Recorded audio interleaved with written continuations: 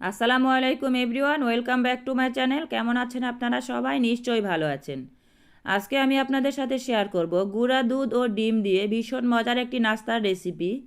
আর এই নাস্তাটি এতই স্বাদ যে একবার বাসায় তৈরি করলে বারবার তৈরি করার রিকোয়েস্ট আসতেই থাকবে। চলুন তাহলে দেখে নিই নাস্তাটি কিভাবে তৈরি করছি। নাস্তাটি তৈরি করার জন্য প্রথমে একটা মিক্সিং বোল নিয়ে নিলাম, আর এ পর্যায়ে একটা ডিম ভেঙে নিচ্ছি, আর একটা কাঁটা চামচের সাহায্যে ডিমটাকে খুব ভালোভাবে ফেটিয়ে নিচ্ছি।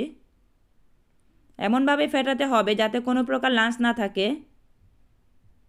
একটু সময় নিয়ে ফেটিয়ে নিতে হবে। আর ডিমটা ফেটানো হয়ে গেলে এই পর্যায়ে আমি চুলায় একটা প্যান বসিয়ে দিয়েছি, আর দিয়ে দিচ্ছি 1 কাপ পরিমাণ পানি, আর দিয়ে দেব হাফ কাপ পরিমাণ গুঁড়া দুধ। আর দুধটাকে খুব ভালোভাবে পানির সাথে মিশিয়ে নিতে হবে।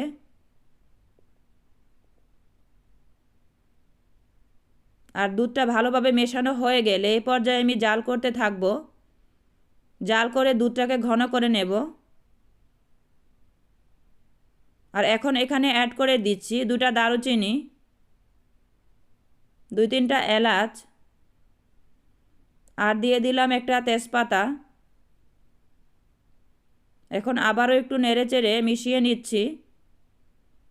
দুধটা আমার বলক চলে এসেছে, আর অনেকটাই ঘন হয়ে গেছে, আপনারা দেখে নিশ্চয়ই বুঝতে পারছেন। আরও কিছুক্ষণ এভাবে জাল করে নেব। 3 থেকে 4 মিনিট এভাবে জাল করার পর এ পর্যায়ে আমি এখানে অ্যাড করে দেব চিনি। আর আমি এখানে 2 চামচ পরিমাণ চিনি দিয়েছি, আপনারা আপনাদের পছন্দ অনুযায়ী চিনি দিয়ে দিবেন। আর দিয়ে দিচ্ছি কিছুটা লবণ।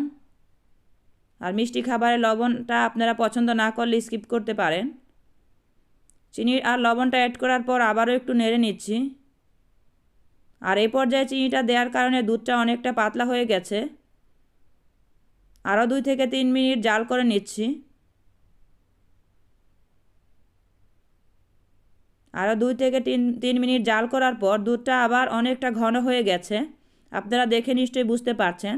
এই পর্যায়ে আমি এলাচ, দারচিনি আর তেজপাতাটা প্যান থেকে নামিয়ে নিচ্ছি একটা ছাঁকনির সাহায্যে।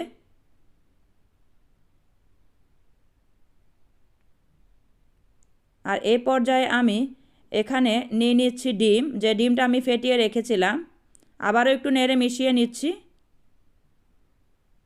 আর মেশানো হয়ে গেলে অল্প অল্প করে ডিম অ্যাড করে দিচ্ছি দুধের মধ্যে। খুব ভালোভাবে ডিমটা মিশিয়ে নিতে হবে।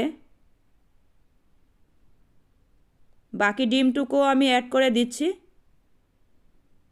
আপনারা একটু খেয়াল করলে বুঝতে পারবেন আমি কিভাবে ডিমটা দিয়ে নিচ্ছি। ডিমটা অ্যাড করার পর আবারও আমি হাই হিটে জাল করতে থাকবো 3 থেকে 4 মিনিটের মতো। 3 থেকে 4 মিনিট জাল করার পর নাস্তাটা আমার অলরেডি হয়ে গেছে, আপনারা দেখে নিশ্চয়ই বুঝতে পারছেন কতটা পারফেক্ট হয়েছে। এখন আমি এটাকে একটা সার্ভিং ডিশে সার্ভ করে নিচ্ছি।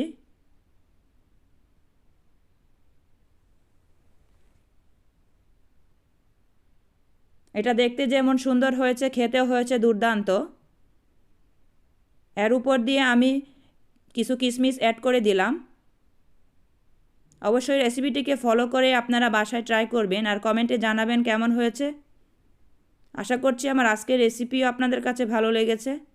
যদি রেসিপি ভালো লাগে তাহলে অবশ্যই একটি লাইক দিবেন, আর বেশি বেশি শেয়ার করে দিবেন। এখনও যারা আমার চ্যানেলটি সাবস্ক্রাইব করেননি তারা প্লিজ আমার চ্যানেলটি সাবস্ক্রাইব করে দিবেন। আবারও হাজির হব নতুন কোনো রেসিপি নিয়ে। সে পর্যন্ত সবাই ভালো থাকবেন, আমার জন্য দোয়া করবেন। আল্লাহ হাফেজ।